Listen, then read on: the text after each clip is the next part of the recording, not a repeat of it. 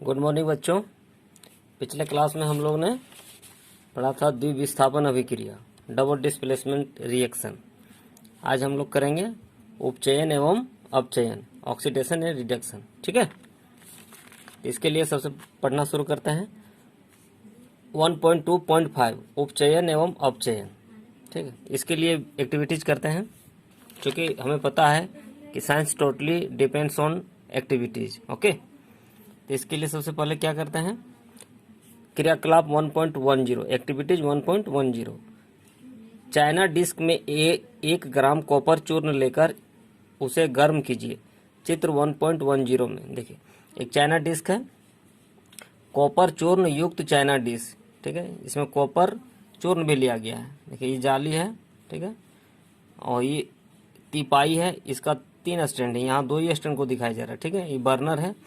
ये आपको प्रैक्टिकल जब लैब में जाएंगे तो आपको वहाँ पर सब कुछ आपको वहाँ मौजूद मिलेगा। ठीक है, तो सबसे पहले हम लोग चाइना डिस्क में 1 ग्राम कॉपर चूर्ण लेकर उसे गर्म कीजिए, जैसा कि चित्र में दिखाया गया है। आपने क्या देखा, जब आप गर्म कर रहे हैं कॉपर चूर्ण को चाइना डिस्क में, तो आप इस क्या देख रहे हैं, आप ऑब्जर्वेशन क्या कर रहे हैं। ठीक है, कॉपर चूर्ण की सतह पर कॉपर ऑक्साइड 2 की काली परत चढ़ जाती है। जब आप गर्म करेंगे तो कॉपर ऑक्साइड 2 की काली परत चढ़ जाती है, काला जैसा हो जाता है। ठीक है, यह काला पदार्थ क्यों बना? यह कॉपर ऑक्साइड कॉपर में ऑक्सीजन के संयोग से बना है।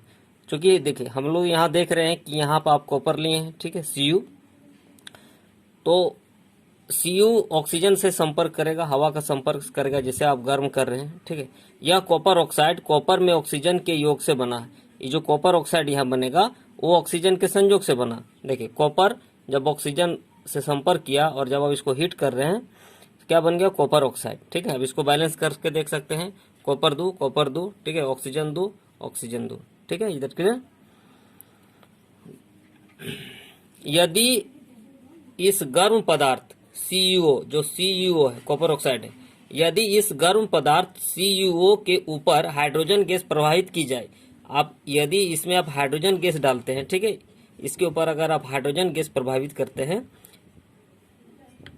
करते हैं तो सतह की काली परत, जो कि काला पड़ा था उसका सतह, काली परत भूरे रंग की हो जाती है। उसका कलर चेंज होकर वो ब्राउन कलर का हो जाएगा, भूरे रंग की हो जाती है, क्योंकि इस स्थिति में विपरीत अभिक्रिया संपन्न होती है तथा कॉपर प्राप्त होता है। कॉपर ऑक्साइड टूट के कॉपर में आ जाएगा। ठीक है, देखिए, कॉपर ऑक्साइड जब हाइड्रोजन गैस से रिएक्शन करता है, जब हीट दे रहे हैं, ठीक है, तो क्या होता है, ये जल का निर्माण कर रहा था और कॉपर अलग हो जाता है। ठीक है, तो इसका रंग में भी चेंजिंग आ जाएगा। ठीक है, अभिक्रिया के समय जो रिएक्शन हो रहा है, अभिक्रिया के समय जब किसी पदार्थ में ऑक्सीजन की वृद्धि होती है, आप देखें, यहाँ ध्यान से देखें, कॉपर को जब हम यहाँ पर जलाएं प्रैक्टिकल में, तो ऑक्सीजन इसमें जुड़ा। ठीक है, तो कॉपर में ऑक्सीजन का जुड़ा हुआ। अब यहाँ देखिए, कॉपर ऑक्साइड में यहाँ ऑक्सीजन इससे हट गया। ठीक है, और हाइड्रोजन ऑक्सीजन को प्राप्त किया है। यहाँ ध्यान देना है। ठीक है, अभिक्रिया के समय जब किसी पदार्थ में ऑक्सीजन की वृद्धि होती है, ऑक्सीजन में वृद्धि हो रही है, देखिए यहाँ ऑक्सीजन में वृद्धि हो रही है, तो कहते हैं कि उसका उपचयन हुआ है। ठीक है, अगर ऑक्सीजन में वृद्धि हो रही है तो उसका उपचयन हुआ है। देखिए, यहाँ पर ऑक्सीजन में वृद्धि हुआ है तो इसका उपचयन हुआ है। अभिक्रिया के समय जब किसी पदार्थ में ऑक्सीजन की वृद्धि होती है तो कहते हैं कि उसका उपचयन हुआ है, तथा जब अभिक्रिया में किसी पदार्थ में ऑक्सीजन का ह्रास होता है तो कहते हैं उसका अपचयन हुआ है। देखिए, यहाँ ऑक्सीजन का ह्रास हुआ। ठीक है, तो इसका क्या हो गया, अपचयन हो गया। ठीक है, इसका हो गया आपका अपचयन हो गया, इसका रिडक्शन हो गया। ठीक है, हम लोग उपचयन और अपचयन समझ रहे हैं। ठीक है, आप जितना उदाहरण देखेंगे आपका उतना ही उपचयन और अपचयन क्लियर होगा। ठीक है, ऑक्सीडेशन और रिडक्शन। आगे देखते हैं,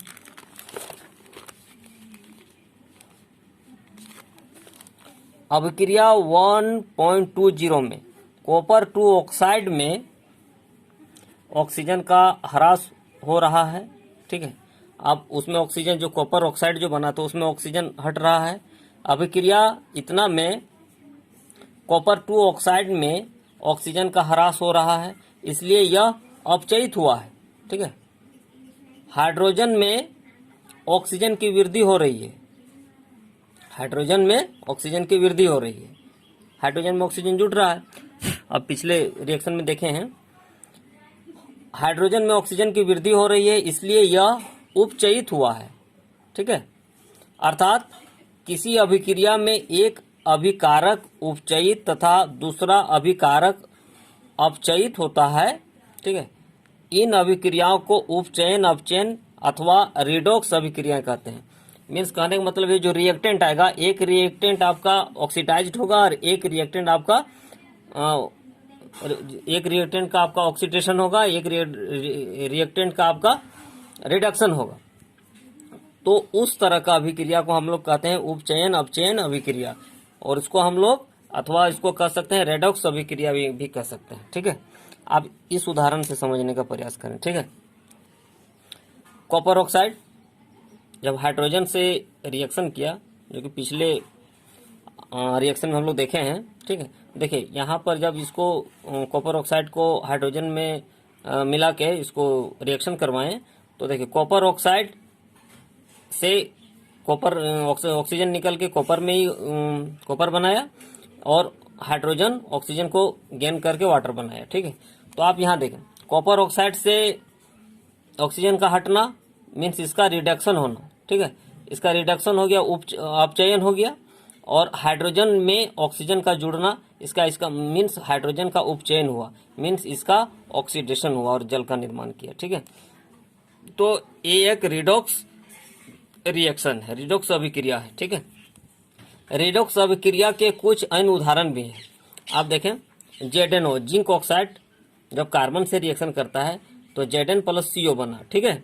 आप देखिए यहाँ पर देखें, ZnO से ऑक्सीजन रिलीज हो, ऑक्सीजन यहाँ से हट गया और Zn बनाया, और कार्बन ऑक्सीजन को प्राप्त किया। ठीक है। सेम इसी तरह है manganese oxide MnO2 plus HCl। ठीक है। इसमें क्या हुआ, तो मैंगनीज क्लोराइड बना, और हाइड्रोजन और ऑक्सीजन है इसलिए जल भी बना, और क्लोरीन गैस बना। ठीक है। देखिए यहाँ पर इसको मेंशन भी किया गया है। अब देखिए आगे देखिए, अभिक्रिया 1.31, देखिए 1.31 ये वाला में जिंक ऑक्साइड वाला में। ठीक है। अभिक्रिया 1.31 में कार्बन, जो कार्बन है, ठीक है, कार्बन उपचयित होकर, कार्बन का रिडक्शन, कार्बन उपचयित हुआ। ठीक है। उपचयित होकर, कार्बन उपचयित होकर CO, देखिए यहाँ पर कार्बन में ऑक्सीजन मिल गया। ठीक है। कार्बन उपचयित होकर CO तथा ZnO जो था जिंक ऑक्साइड अपचयित होके इसका रिडक्शन हुआ। ठीक है। इसका रिडक्शन होके ZnO अपचयित होकर Zn बनता है, क्योंकि इससे ऑक्सीजन हट गया। ठीक है। इसलिए इसका क्या हो गया, अपचयन हो गया। ठीक है। इसका रिडक्शन हो गया। अब अभिक्रिया 1.32 में देखिए, 1.32 में ये वाला मैंगनीज ऑक्साइड वाला में अभिक्रिया 1.32 में HCl Cl2 में उपचयित तथा MnO2 MnCl2 में अपचयित हुआ है। देखिए ध्यान दीजिए इसमें, इस रिएक्शन में आप ध्यान दीजिए। ठीक है। HCl जो है, HCl है, HCl देखिए, HCl देखिए ये तो वाटर बनेगा ही। ठीक है। हाइड्रोजन और ऑक्सीजन मिलकर वाटर बना एक प्रकार। ठीक है। अब यहाँ देखिए HCl Cl2 में उपचयित हुआ। ठीक है। देखिए इसका जो है, इसमें HCl में हाइड्रोजन हटा है। ठीक है। हाइड्रोजन हटा है, इसीलिए इसका उपचयन हुआ है। ठीक है। इसका उपचयन हुआ।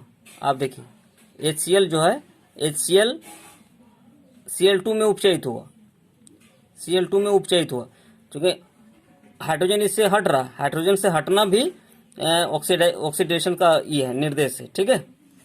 तथा MnO2, देखिए MnO2 MnCl2 में अपचयित हुआ है। ठीक है। देखिए यहाँ ध्यान दीजिए, MnO2 जो है, MnO2, ठीक है, MnO2 MnCl2 में अपचयित हुआ। इसका मतलब देखिए यहाँ ऑक्सीजन था, ऑक्सीजन ये हट गया है। ठीक है। तो ऑक्सीजन का हटना, अपचयन हुआ, रिडक्शन हुआ इसका। ठीक है।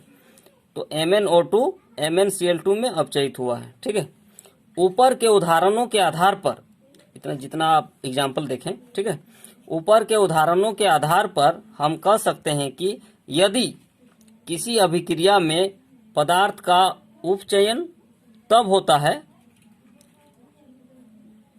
ऊपर के उदाहरणों के आधार पर हम कह सकते हैं कि यदि किसी अभिक्रिया में पदार्थ का उपचयन तब होता है जब उसमें ऑक्सीजन की वृद्धि या हाइड्रोजन का ह्रास होता है। उपचयन तब होगा जब उसमें ऑक्सीजन जुड़ेगा या फिर हाइड्रोजन उससे हटेगा। पदार्थ का अपचयन तब होता है जब उसमें ऑक्सीजन का ह्रास या हाइड्रोजन की वृद्धि होती है। अपचयन तब होगा जब रिडक्शन तब होगा जब ऑक्सीजन उससे निकलेगा या हाइड्रोजन उसमें जुड़ेगा। ठीक है, जो हम लोग यहाँ चर्चा की है HCl में। ठीक है, आगे हम लोग देखते हैं क्रियाकलाप 1.1, जो हम लोग मैग्नीशियम रिबन वाला जो एक्टिविटीज देखे थे।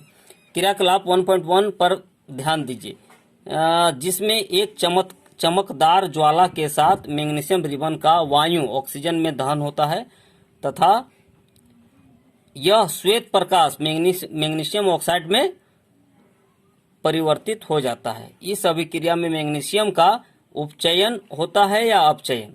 उस अवस्था में आप इस आधार पर कह सकते हैं कि जो मैग्नीशियम ऑक्साइड बना था उसमें ऑक्सीजन का क्या हुआ था? ऑक्सीजन उससे जुड़ा था। ठीक है, तो ऑक्सीजन का जुड़ना क्या होता है? देखिए, आप यहां देख लीजिए,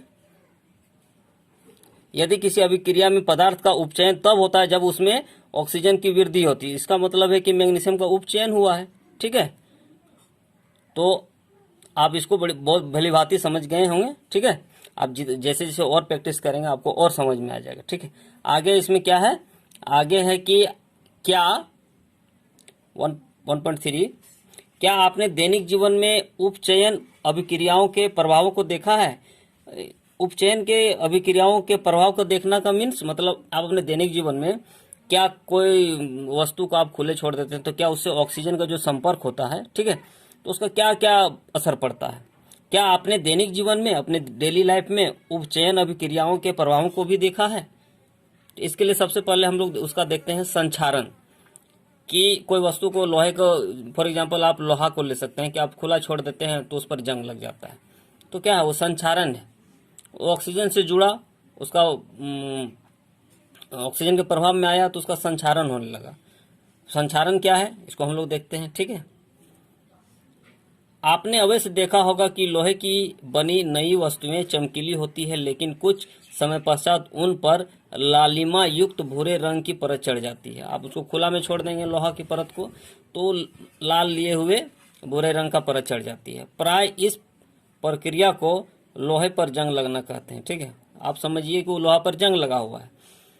कुछ अन्य वस्तुओं में भी ऐसा ही परिवर्तन होता है। क्या आपने चांदी तथा तांबे पर चढ़ने वाली परत के रंग पर ध्यान दिया है? क्या आप कभी देखें चांदी का जो सिक्का है या चांदी का जो ज्वेलरी है या तांबा जो है उस पर क्या उस परत पर आप रंग के उस चांदी और तांबे के रंग पर ध्यान दिए हैं? जब कोई धातु अपने आसपास कोई एसिड, अम्ल, आर्द्रता आदि के संपर्क में आती है तब ये संक्षारित होती है। जब वातावरण में वो कोई अम्ल हो गया, कोई आर्द्रता हो गया, नमी सब जितना है उसके संपर्क में आता है तो तब पदार्थ क्या हो जाता है? संक्षारित होता है। ठीक है, और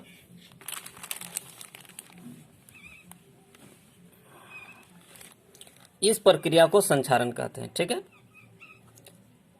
चांदी, आप इसका सबसे बढ़िया उदाहरण आप याद रख सकते हैं कि लोहे में जंग लगना। ठीक है, एक संक्षारण है। चांदी के ऊपर काली परत व तांबे के ऊपर हरी परत चढ़ना संक्षारण के अन्य उदाहरण है। ठीक है, देखिए चांदी में भी और तांबा में भी संक्षारण होता है। उसका भी उदाहरण है कि काली परत चांदी में चढ़ जाएगा और तांबा में हरा जैसा दिखने लगेगा। ठीक है, तो एक संक्षारण है। संक्षारण के कारण कार के ढांचे, जो 4 व्हीलर है उसका ढांचे में भी परिवर्तन आ जाता है। संक्षारण के कारण कार के ढांचे, पुल, लोहे की रेलिंग, जहाज तथा धातु, विशेषकर लोहे से बनी वस्तुओं की बहुत क्षति होती है। ठीक है, लोहे का संक्षारण एक गंभीर समस्या है। क्षतिग्रस्त लोहे को बदलने में हर वर्ष अधिक पैसा खर्च होता है।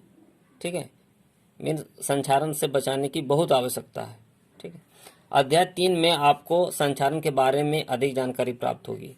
संक्षारण के विषय में हम लोग आने वाले चैप्टर में हम लोग और विस्तृत से जानकारी लेंगे इसके विषय में। ठीक है, और उपचयन अभिक्रियाओं का और प्रभाव क्या देखा जा सकता है? विकृत गंधिका। ठीक है, विकृत गंधिका क्या है इसको समझते हैं। वसा युक्त अथवा तेलीय खाद्य सामग्री, जो तेल होता है, तेल से बना खाद्य सामग्री है, या फिर जो वसा युक्त है, जो फैट युक्त है, ठीक है, जब लंबे समय तक रखा रह जाता है तब उसका स्वाद या गंध कैसी होती है? निश्चित है, खट्टापन आ जाता है, खराब हो जाता है, स्वाद उसका फ्लेवर में चेंजिंग आता है, गंध में चेंजिंग आता है। ठीक है, उपचयित होने पर तेल एवं वसा विकृत गंधी हो जाते हैं। ठीक है, तथा उनके स्वाद तथा गंध बदल जाते हैं। ठीक है, प्राय तेलीय अथवा वसा युक्त खाद्य सामग्रियों में उपचयन रोकने वाले पदार्थ प्रतिऑक्सीकारक एंटीऑक्सीडेंट मिलाए जाते हैं। ठीक है, ये प्रतिऑक्सीकारक क्या है? जो तेलीय या खाद्य युक्त सामग्री में उपचयन को रोकने का काम करता है। ठीक है, मिलाए जाते हैं। वायुरोधी, जिसमें वायु पास न हो, वायुरोधी बर्तनों में खाद्य सामग्री रखने से उपचयन की गति धीमी हो जाती है।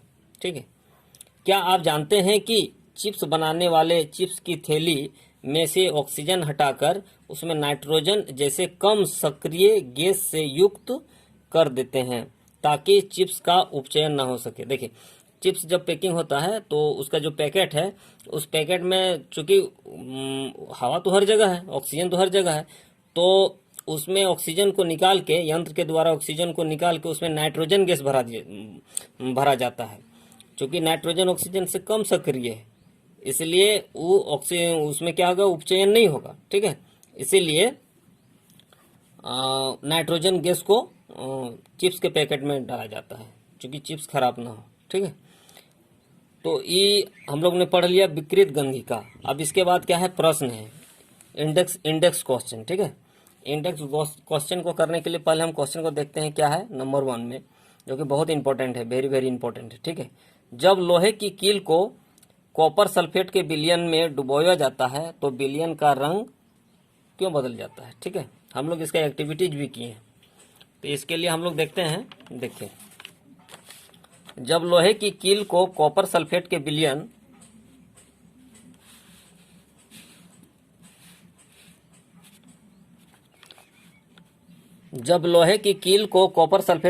में डुबोया जाता है तो विलयन का रंग क्यों बदल जाता है? ठीक है, जब लोहे की कील को कॉपर सल्फेट के विलयन में डुबोया जाता है तो लोहे के द्वारा जो एफी है, ठीक है, जो एफी है, एफी के द्वारा कॉपर सल्फेट के विलयन से, जो कॉपर सल्फेट का विलयन है, कॉपर का विस्थापन हो जाता है। ठीक है, विस्थापित कर देता है। ये आयरन जो है, आयरन है, कॉपर जो है, इसको डिस्प्लेस कर देता है यहाँ से कॉपर सल्फेट का विलयन से। ठीक है, कॉपर सल्फेट का विलयन से कॉपर को उड़ा देता है। ठीक है, बाहर निकाल देता है। ठीक है, जब लोहे की कील को कॉपर सल्फेट के विलयन में डुबाया जाता है तो लोहे के द्वारा कॉपर सल्फेट के विलयन से कॉपर का विस्थापन हो जाता है और इस तरह आयरन सल्फेट का निर्माण होता है और विलयन का रंग बदल जाता है। आयरन सल्फेट का निर्माण हुआ जिसके कारण कॉपर सल्फेट का विलयन में चेंजिंग आ जाता है। ठीक है, उसका रंग में चेंजिंग आ जाता है। ठीक है, नंबर 2 देखिए, क्रियाकलाप 1.10 से भिन्न द्विविस्थापन अभिक्रिया का एक उदाहरण दीजिए। ठीक है, हम लोग ने द्विविस्थापन डबल डिस्प्लेसमेंट रिएक्शन पढ़े थे। उसमें क्या था कि एक्सचेंज ऑफ आयन था, कि जो हम लोग आयन का जो एक्सचेंज करता है आयन, उसी से संबंधित द्विविस्थापन अभिक्रिया है। ठीक है, तो इसके लिए क्या है? आंसर है कि जब लेड नाइट्रेट को पोटासियम आयोडाइड के साथ मिलाया जाता है तो पोटासियम नाइट्रेट और लेड आयोडाइड का निर्माण होता है। ठीक है, देखिए ध्यान दीजिए, ये हो गया लेड नाइट्रेट PbNO3 का होल ट्वाइस। ठीक है, होल ट्वाइस मतलब यहाँ इसमें नाइट्रोजन में भी 2 है, ऑक्सीजन में यहाँ 3 है, लेकिन यहाँ पर ये 6 हो जाएगा। ठीक है, PbNO3 का होल ट्वाइस। यहाँ पर हो गया आपका पोटासियम आयोडाइड, जब रिएक्शन करता है तो KNO3, ठीक है, पोटासियम नाइट्रेट बना और लेड आयोडाइड बना। ठीक है, देखिए इसमें एक्सचेंज ऑफ आयन होता है। ठीक है, इसमें ये प्लस है, ठीक है, ये माइनस है। ठीक है, तो यहाँ पर आपको प्लस माइनस के द्वारा किया गया। देखिए PbI2। ठीक है, अब ये देखिए प्लस है, ये माइनस है, नाइट्रेट, तो एक्सचेंज ऑफ आयन्स के द्वारा बना है। ठीक है, तो ये द्विविस्थापन मीन्स डबल डिस्प्लेसमेंट रिएक्शन का एक उदाहरण है। ठीक है, आप इसको बैलेंस भी कर सकते हैं। ठीक है, लेड आपका हो गया 1, यहाँ लेड 1 हो गया। ठीक है, आपका नाइट्रोजन यहाँ कितना हो गया 2, यहाँ देखिए नाइट्रोजन आपका हो गया 2। ठीक है, आप यहाँ देखिए ऑक्सीजन 3 दूनी 6, यहाँ ऑक्सीजन 3 दूनी 6। ठीक है, पोटासियम 2, देखिए यहाँ पोटासियम 2 है, पोटासियम 2, आयोडीन 2, आयोडीन 2। ठीक है, बैलेंस है। अब देखिए हम लोग नंबर 3 देखते हैं। नंबर 3 में क्या है, निम्न अभिक्रियाओं में उपचयित तथा अपचयित पदार्थों की पहचान कीजिए। ठीक है, तो इसमें क्या क्या दिया हुआ है, पहला दिया हुआ है कि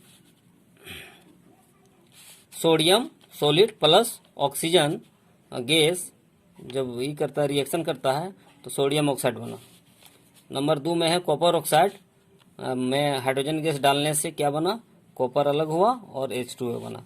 तो ये दोनों में से कौन उपचयित होता है और कौन अपचयित होता है। ठीक है, इसको जानने के लिए देखिए यहाँ सोडियम क्या है, सोडियम में ऑक्सीजन का जुड़ा हुआ, तब सोडियम ऑक्साइड बना। ठीक है, तो sodium Na is oxidise into sodium oxide. Sodium का क्या हो गया, ऑक्सीडेशन हो गया। ठीक है, ऑक्सीडाइज हो गया, सोडियम ऑक्सीडाइज हो गया। ठीक है, इनटू सोडियम, क्योंकि ऑक्सीजन का क्या हुआ, इसमें ऑक्सीजन इसमें आके जुड़ गया, इसलिए इसका ऑक्सीडेशन हो गया, सोडियम का ऑक्सीडेशन हो गया। ठीक है, अब है कॉपर ऑक्साइड। कॉपर ऑक्साइड जब हाइड्रोजन से ही किया, रिएक्शन किया, तो क्या बना, कॉपर अलग हो गया और वाटर बन गया। ठीक है, H2O बन गया, मीन्स कॉपर से ऑक्सीजन निकल गया। ठीक है, कॉपर से ऑक्सीजन निकल गया और हाइड्रोजन ऑक्सीजन को प्राप्त कर लिया। ठीक है, तो देखिए copper oxide is reduced, copper oxide क्या हो गया, इसका रिडक्शन हो गया, रिडक्शन होके, क्योंकि ऑक्सीजन जाना रिडक्शन है तो ऑक्सीजन चल गया इसमें, इसलिए copper oxide is reduced into CO, CO में इसका रिडक्शन हो गया। वाइल जबकि H2 देखिए यहाँ H2